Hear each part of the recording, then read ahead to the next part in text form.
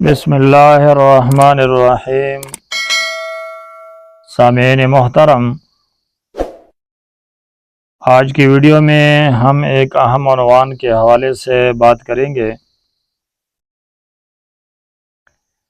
کہ بیوی کا اپنے والدین سے ملاقات کرنا شوہر کی اجازت کے بغیر کیسا ہے،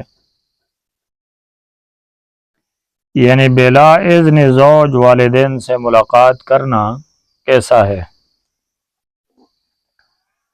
احسن الفتاوی جلد نمبر 5 صفحہ 33 پر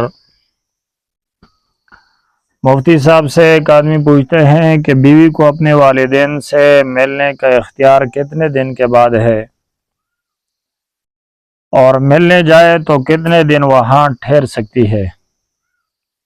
کیا دور اور نزدیک میں کچھ فرق ہے؟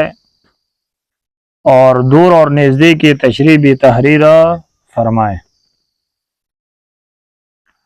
جواب یہ ہے کہ بیوی کو والدین سے ہفتہ میں ایک بار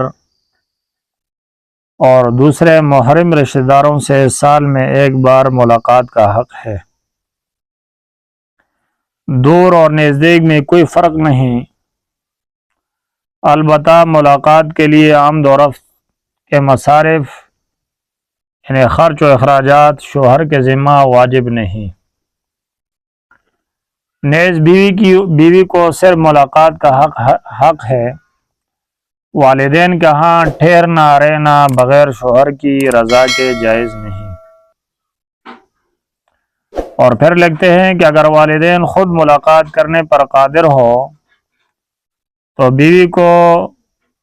بیوی کے جواز خروج میں اختلاف ہے۔ بہتر اور راجح قول یہی ہے کہ اس صورت میں شوہر کی اجازت کے بغیر جانا جائز نہیں،